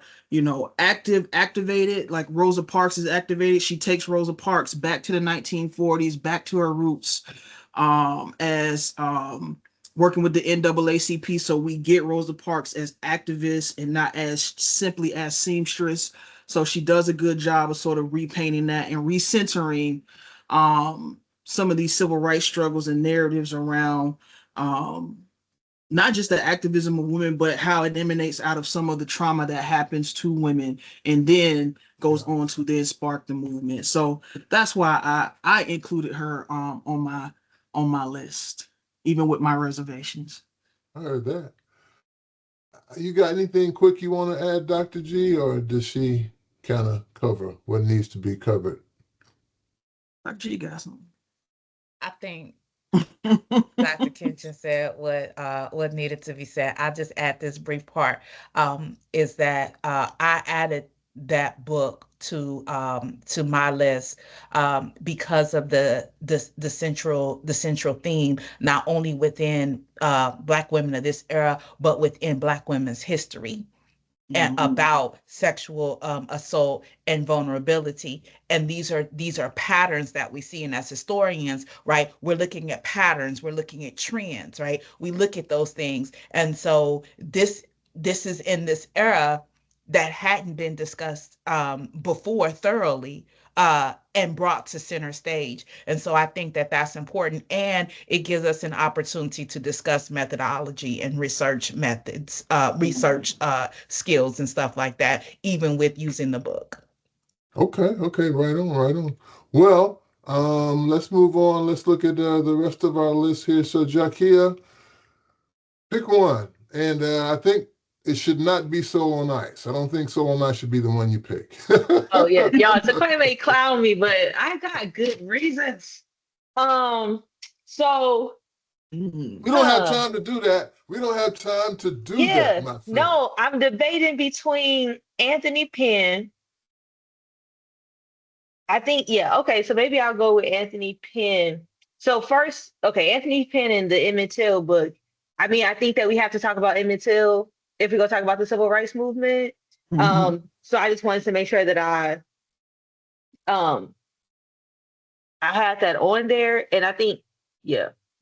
So Anthony Penn is an interesting person, and I do like the way that he looks at religion as a motivating, not maybe not a motivating factor, but looks at religion as this space where people can be in, that they can have discussions aside from whatever the religious text is, but then at the same time, how religious views also influence decisions that are being made. So I like the Black church in the post civil rights era, because he has to start with the civil rights era to get to the post civil rights era. So it does kind of look at both. But I think that for me, growing up in the Black church, also not being religious right now, like I'm not religious, but I cannot say that I'm not like a church person, right? Because like that's my culture, you know. Um, Even going back to like the conversation that we had about the songs, and like those freedom songs are gospel songs, True. you know, but people like won't put it to that of like this is the culture, like this is where it comes from. The call and response or devotional. This is devotion service right here, right now. Okay. That's exactly what's happening. So I think that it brings into conversation again, Black culture and various aspects of Black culture, and how something that you may see as like devotional service in one setting is not devotional service in another, but we still bring up these same feelings, emotions, and also sense of community, because we're all singing together. We're letting some random person just get up and start wailing and leading the song, and we're going to follow, right? Like, I feel like that's something that's beautiful that a lot of cultures don't have that we do, um, in that. So that's why I wanted to have that book on All right, cool, cool, cool. Well, just like the rest of y'all, I say pick one. Oh my, oh my. So I'm going to cheat. I'm going to cheat and pick items 11 and 12 on my list. So yeah, I mean, I'm sure like the rest of y'all, I would love to talk about a number of these titles here as well, but like time is getting tight. So I'm gonna pick a couple of short writings by one of my professors up at UMass Amherst, the Afro-American Studies Department, where I got my degree from, and Professor Michael Thelwell, right, who worked with SNCC for a number of years. So he do I have a picture of it somewhere? I don't know if I do. Anyway, there was a collection. Here it is. I'm gonna do this right quick. So anyway, there's a collection of his writings called Duties, Pleasures, and Conflicts. And there are a couple of pieces in there that I really kind of think are absolutely essential. So one is an essay about the March on Washington called The Castrated Giant. And as you see on the list, I paired it with Malcolm X's message to the grassroots. And I mean, I paired those two because even though one is from definitely inside the movement and one is from outside the movement, meaning Malcolm X, that, their theses are essentially the same. And so that makes it a very fascinating document with its own details, Castrated Giant. And another piece is in there, in that same volume I mentioned, is a short story called The Organizer. It's a short story. This kind of, based on the experiences of a SNCC field secretary in Mississippi. But in terms of a portrait, a portrait of a lot of the movement dynamics in terms of the relationship between the community, the organizer, and the local police, in terms of an examination of the politics, is that the right word? The dynamics, let's say, between the national office and the local organizers, in terms of how much the the reality of violence weighs on the organizers and the national organization, and how there's this great crisis of conscience because they understand that they actually need to utilize this anti-Black violence to, further the exposure and possible support of the organization. So anyway, I think those are two great pieces that I'm sure not very many people are familiar with. And so I'd highly recommend those. I highly recommend those. All right. I'd love to talk about the rest of it like you all did, but let's move to this last section of the course. Let's move to this last section of the program, session, event, whatever, conversation. There we go. There we go. There you go. All right. Yeah, exactly. I knew I could find a adequate word. An adequate word. Did I go a adequate? I think I just said that. You did. We all know you. We know that that was just a slip up. Hey, um, so I wanted us to talk about, okay, let's get beyond talking about the text, which are very important. Talk about what are the essential issues. What are the issues and subjects that have to be covered that in order to be considered a basic knowledge of the civil rights movement? Here's what I wrote. What would constitute an acceptable basic knowledge of the civil rights movement and for whom? And let me just say, you see it's 25 items on here. It started out as like 5. It started out as 5. So, okay, let me come with 5. And then you see what happened. You see what happened. I was like, well, doggone it. Kept on going. And it's like, so obviously this is, well, I ain't going to say it's ridiculous. I'm not going to say it's ridiculous. But this is stuff that's on the table in terms of saying, okay, what would constitute a basic acceptable knowledge of the civil rights movement and for whom? Because it matters. It's different for a student in your class and for an American in general. And so anyway, this is the last piece of the conversation. I just put out some things that like I said, so I started out with 5 and ended up with 25. And I mean, what I'd like for us to do is for you also to think about, we might echo some of the things, we might say, here's some other things we can add to the list, or the other thing is like, hey, whatever we say basic knowledge is, I'm going like 25 items. We got to pare that down a little bit, don't we, in terms of talking about basic knowledge? So this is what I want to talk about. Like, okay, if we are, well, this is one way to take it. We don't have to necessarily go here, but I'm going like, okay, basic knowledge of the civil rights movement, right? All right, like, which of these are we willing to cut from the list of basic knowledge so we don't have a list that's 25 items long? Or then again, you might say, hey, it needs to be 40 items long. Anyway, what do y'all do with this? Our basic question is, what constitutes basic knowledge of this topic, man? So looking at this, I would say for me, how I like to look at things is start big and go small. So setting the scene, setting the context. So you have civil rights, citizenship, rights, the US Constitution. I think that is a solid foundation. I think also as you put Cold War politics and then, of course, Vietnam War later on, because I think that speaks to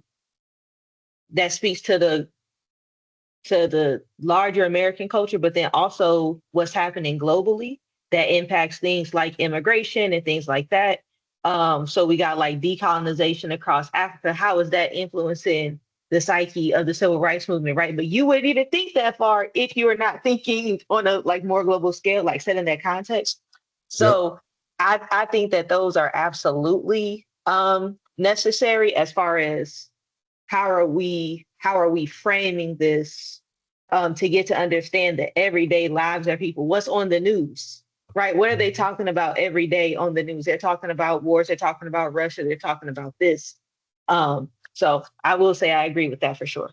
Yeah. Well, I just want to add, this is in no certain order. This is just, so this is not a list in any sort of descending order of importance or anything. These are just things that I just said, okay, you got to have that. You got to have that. And like I said, the next thing I knew, I had 25 items and I had to stop. We also had to be on the second page. I think I would ask, how are we defining this essential, right? If we're going back to the premise that nobody's reading, they're watching bad films, and whereas films used to be an entry point, right? I remember vividly, like, Malcolm X was coming out and like wanting to read the autobiography before I went to go see the movie. Whereas like folks want to watch the movie and like, that's all I need to know. So like, what are we defining as essential, I guess? Because you could poll 10 people on the street and they wouldn't know what the Cold War was. Oh, I know. Right. Hey, I right? know. Like, well, you could do all 25 of these and get nothing. That's true. I mean, all 25. That is true. That is true. That is true.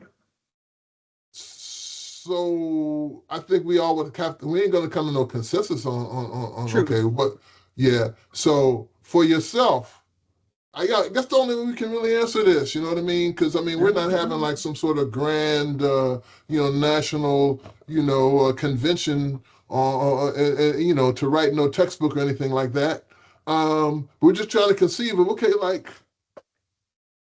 what what is essential? And so, well, I shoot, I think already Emmett told you. Till, like I don't think murder of Emmett Till and that being catalyst and an event that lionized the entire generation of folk. So I think it's important to know that. There you go. We're up to 26 now. Oh, I thought that was on there. Is it on Is it? there? I don't My think eyes are so. bad. It might be Oh, there. Do I have it no, on I there? I no, don't maybe think not. so. Maybe I just made it up. Okay, oops. Well, yeah, because it's yeah. Anyway, yeah. Listen, this ain't a complete list for me, but I began like I say. So this is what I actually wanted you all to help me with. When it was just 5 items, I thought it was like this has been an excellent kind of conversation piece in terms of conceiving this thing. And I mean, it still is very useful. But like I say, I just kept going because I see like all this stuff was essential. So I'm going like, okay, well. Uh, how we go about making a shorter list. I don't know if we can make a shorter list. I would add some things to the list. Right? I think this is this is a great start. I and I see how even with what you have listed here, how the direction that you even take that topic could tap into areas that I think needs a whole nother topic, So for example, I'm thinking about in light of what our just previous conversation about sexual assault and vulnerability and trauma, right? As an essential part of us understanding civil rights struggles and bodily integrity. Now, question: Yep. Yep. Does that is that its own line, or can that like merge into the conversation on Montgomery bus boycott, and then we go from there? Now to me, I think it needs its own line. But I'm just saying that as an example, somebody could say, okay, well, we're talking about the Montgomery bus boycott, I'm gonna also bring in this conversation about bodily integrity. Boom, I've checked this as off as an essential topic. that Okay. that could that could happen. I think economics just in general, I see the poor people's campaigns on here, poor people campaign on there. But I think about these economic issues and the reality of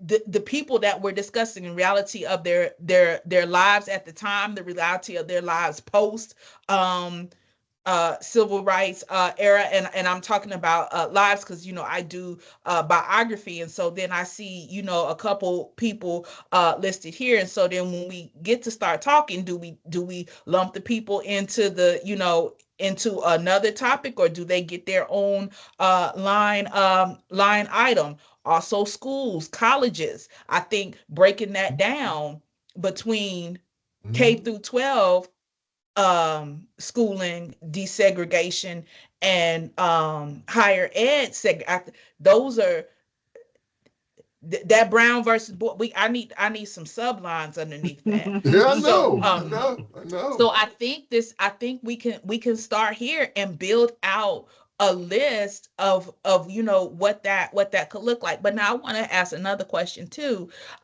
When it says for whom, what would constitute an acceptable basic knowledge of the civil rights movement, comma, and for whom?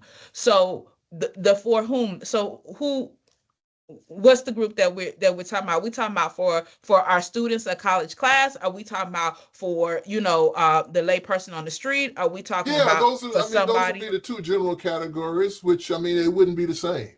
So Yeah, that's I why mean, that's yeah, why I put the for whom. As I'm going like, okay, I kind of wrote this as if, okay, I got yeah. a class of people, right, who have signed up to learn about this thing. That's Hmm. one. But then, like I Mhm. say, everybody ain't taking no college class Yeah. on the civil rights movement. And so, what would a basic knowledge mean for, like you say, the layperson in general? Well, Hmm. shoot, And even that yeah, lay person is complicated. I living in different parts of the country, we get some very interesting um knowledge of what people of what people know, what people believe from all different age groups. So a lay person who's, 25 in college, a lay person who's 25 that's not in college is one conversation that could be different from a lay person who's 25 who is in college. So it Yeah. can be like the for whom that can change a lot of things, and age as well. Um, I think that if I'm thinking about this of how what I would consider personally basic knowledge, starts with time frame. Like that for me is the most is basic. But if I had to just pick things, I guess that's part of the thing. Is it like things that you need to events or groups that you need to know, or do you have enough pieces to think critically and put them together yourself?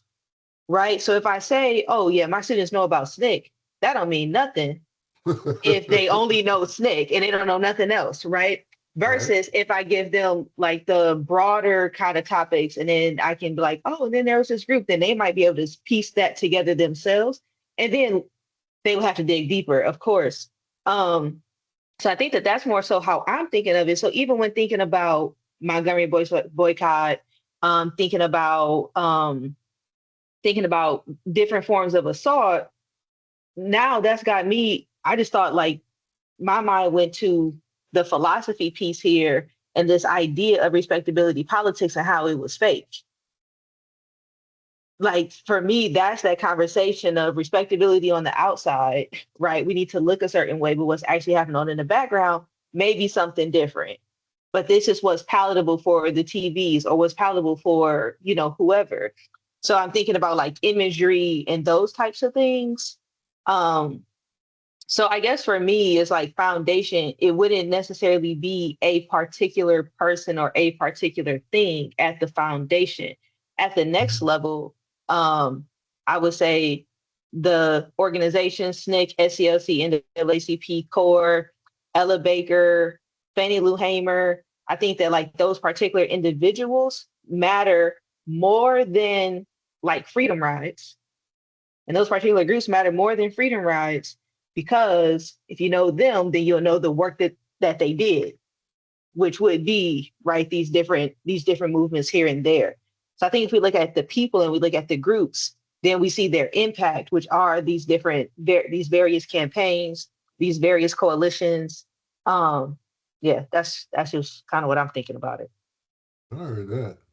I mean, just quickly, when I started making this, was like I say, I pretty much stayed away from the whole like, you know, a famous personality kind of thing until I kind of got toward the end there. So okay, there are a couple of figures who actually really need to be in it, but like that first part, I'm actually just trying to talk about like okay, themes and episodes that don't really necessarily get into the whole focus on an individual. Not to say the individuals aren't important. So that's kind of how it looked like that.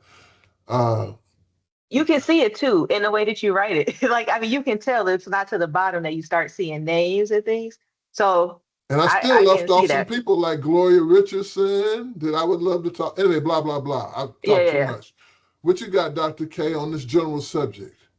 Um, I was going to say that I thought about what I think a couple of you all said earlier, and I think Dr. G emphasized it in terms of how important the readers are, right? And a lot of you all had the readers and the biographies because I think that's how those are great entry points into getting into larger thematic things that then you can, unpack subtopics, so on and so forth. But yeah, I mean, this is an exhaust. I don't. This is not an exhaustive list, but It's I'm kind of not. It's exhausted not. looking at it in the sense that like where your mind can go, right? So like again, for me, where I'm grounded at, like I'm looking at like, are we using the history of SNCC to then say the student movement, right? Or is that then its own kind of category in and of Mm-hmm. itself? Mm-hmm. Um, you know, um, you know Albany movement, right? I mean, I think but Yeah. those things are like, okay, like if you don't know that, like why you if you don't know this, whatever it is, like how much can we unpack about the Albany movement, right? But I'm looking at those things as like, you know, it's a failure that then King and others learn from that then goes on to propel and make other movements more successful, right? Mhm. Um, you have Birmingham on here. Am I missing that? I don't think I do. Right, Birmingham Project Yes. C. You Yeah. do like No, I said I don't. Like I yeah said, yeah I yeah just yeah. stopped. I just stopped because you know, ran out of space, ran out of space. And then you know another thing I did in terms of making this list, I kept on like what's the word, shrinking the font. Because there was more stuff to get. I kept on shrinking the font, man. Shrinking Like the font. yeah, yeah, I'll leave that one alone because we know our students like to increase the font. That's another story. Um, but yeah, I mean, so so here's one thing in terms of this. Like I say, I could have kept going, and we've already added a whole number of very important things I hadn't thought of. So this list, this whole idea, in terms of talking about essential topics and episodes, to the question of for whom. So I think I am concluding that this is only relevant for a student enrolled in a class on the subject. And I Mm. think, in terms of talking about what constitutes basic knowledge of the civil rights movement to like the American population as a whole, I think I'm concluding that that's a meaningless question because of the general state of knowledge of the American population about anything relating to like history. I don't think we can. I don't think there is such a thing as an acceptable basic knowledge of the civil rights movement for the layperson of the American population as a whole. Do you think that's going too far?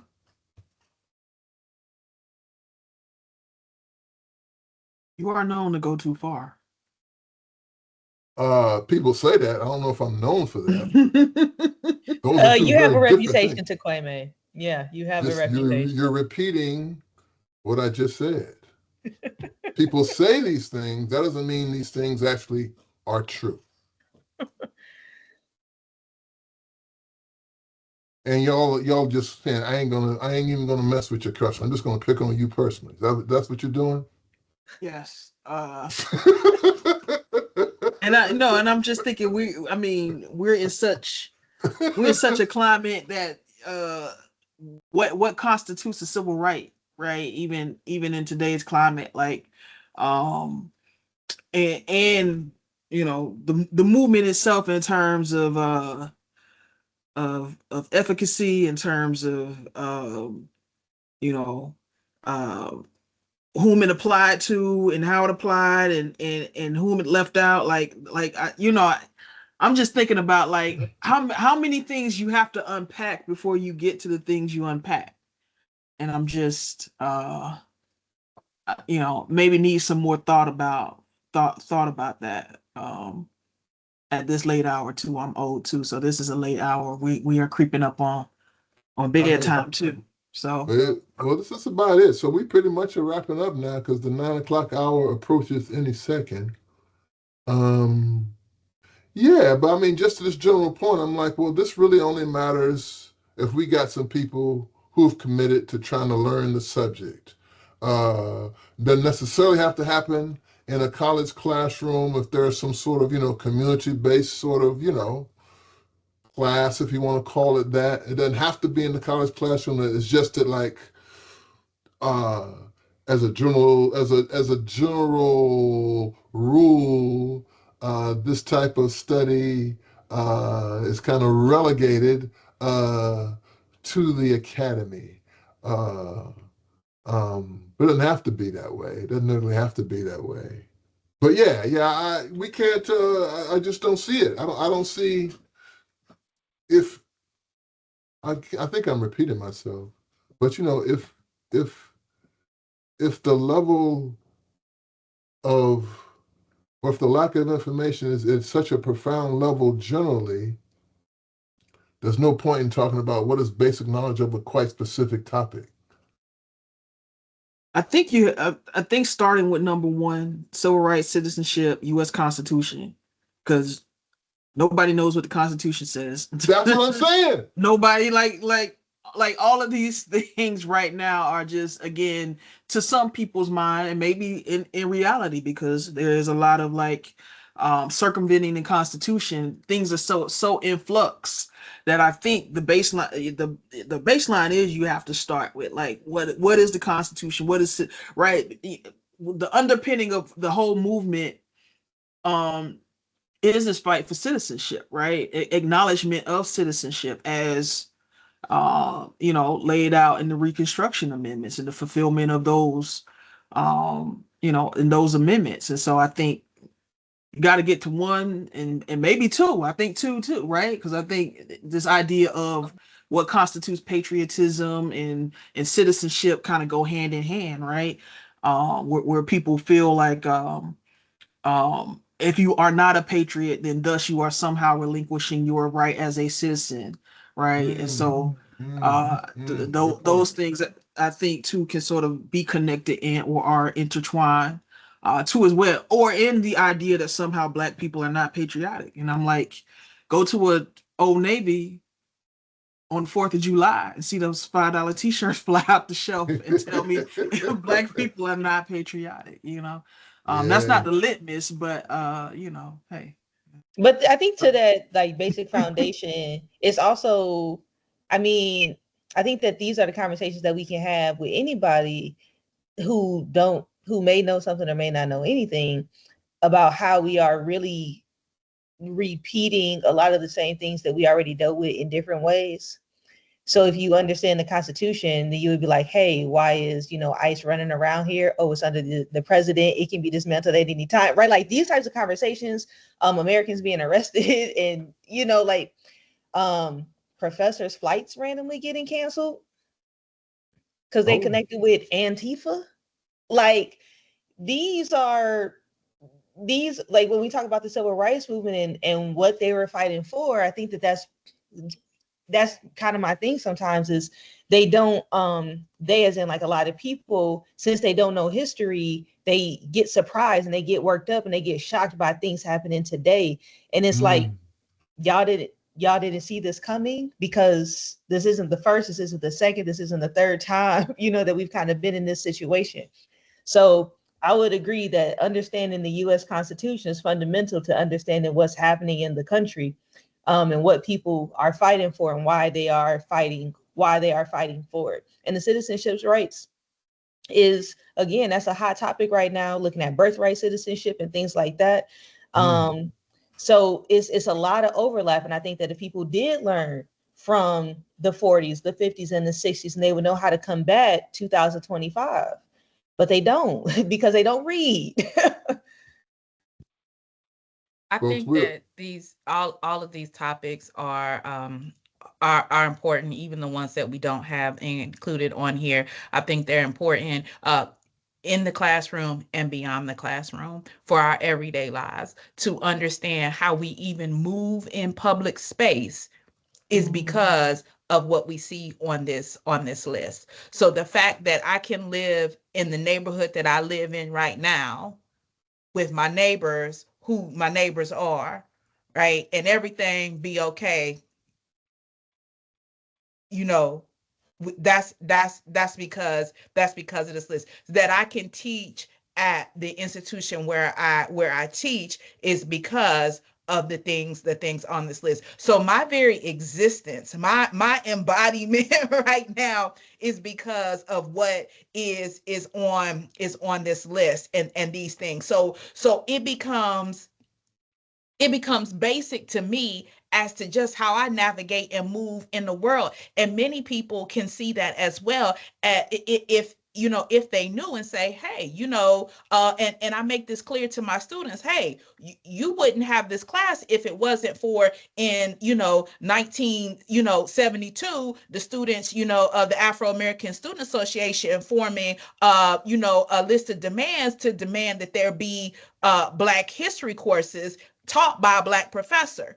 We wouldn't even be here today talking about this, right? So not only is that in my civil rights or in my African American experience class, but that's also in my U.S. history class. That's also in my Yeah. women's history class, right? Yeah. So it moves, right?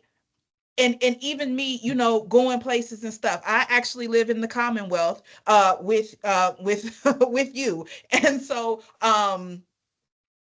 life in the Commonwealth is very interesting, right? So when I think about how I even move in the Commonwealth, right, it is because of some of these things that I move the way I move, because I know I can't move some ways because some of this desegregation still didn't happen yet in certain parts of the Commonwealth, so things like safety, become issues. But I think on some level we all contend with these things, and we just need spaces to be able to talk about them and to understand and sort of flesh it out as to what it is that we're doing here. Last words, people, because we're overtime. So I certainly thank all of you all for being a part of this, and I think we've had some interesting conversations. But it is time to wrap it on up, people. So last words. Thank you so Ditto much. on for Oh, go yeah, ahead. go ahead. Go ahead. Oh, Go ahead. thank you so You much for yes. having me. I have had a wonderful time. It's been my pleasure. I enjoy having these conversations, and so I look forward to being able to join y'all again, just as a guest, viewer, visitor, to the conversation in the future. So thank you for inviting me. Thank you for having me here. Thank you. No, I did all that, right? I'm always happy to be in conversation and community with good people talking about things we think are important, even if, as we lament that we don't think other people find them to be as important as we do. So I just, folks in the chat, you know, I don't know how, if you plan to disseminate the list at all, or share the list, or put the list up for a link that can be sent out. But I say that to say that I just would encourage folks to look at all of our lists, find some place that could be an entry point to some interest, to then build upon, like things that you might want to consider delving into further, right? So, like, all of these lists are great lists, and get a book, start someplace. And Moody's a great place to start. But the biographies are always a great place to start, because they get you interested in the personal stories that then lead to the political story. So thank you again for the invite. Yeah, thanks again to Kwame for the invite. It's always great to be with now colleagues. Amen. Now Yes, ma'am. colleagues. Yes, Yes, yes. ma'am. Yes, Yeah, we were ma'am. not there a few years ago, but we're here today. So it's always nice to be in that space and to learn and to engage. I think this was a really fun conversation. I really love the energy. So I hope we can keep this up the rest of the academic semester. I know Tukweme is going to have a great lineup of panelists, and definitely 100% to what Dr. Kinchin said about um keeping about looking at the um about looking at the list and seeing what might be of interest, and delving into it. We got all these books here, so go ahead, utilize them. You ain't got to look nothing up. We did it for you. I heard that. So, like all of these PAS and Friends conversations and Black Series, we're going to post them on YouTube. So in terms of in terms of if anyone didn't take any notes while this thing was going on, it should be up on YouTube shortly. You can take some what we call them screen grabs or screenshots of some of these lists and such. So a wealth of information available that we touched on in some cases. So there's that. Yeah, well, I want to thank all of you all for being a part of this thing. I did find it interesting as well. And just like all of these things, you get into it and you have some good conversation. And at the end, you go, you know what? We just barely, we just barely scratched the surface. We just barely scratched the surface. But I am glad, to have started this second year of PAS and Friends Conversations in Black. Let me see. I want to remind you, just say one more time that we got the next one coming up in a month's time on Monday, November the 10th, and we're doing the Black Arts Movement. Got some poetry by people like, what happened? Poetry by people like Nikki G. Actually, I think I might have some Nikki Giovanni, but I know we got some Sonia Sanchez, some Mari Evans, the original Last Poet, Saskia Ture, Mary Baraka. I'm leaving out a bunch. Jane Cortez. So anyway, the Black Arts Movement, so another one of these phrases that, it has a whole lot less resonance than the Civil Rights Movement, but it has some resonance in some circles. But what was all about? Who were some of the key figures, and what were some of the things they actually had to say? So that's what we're going to do a month from now. So that's the next time we'll be on board there as well. So thanks to everyone for tuning in. Thanks to our panelists once again, and I think we must bid you a good Monday evening at this point. Good night. All right. Good night. Thanks, everybody. Okay. Thank you. Good night. Okay, see y'all.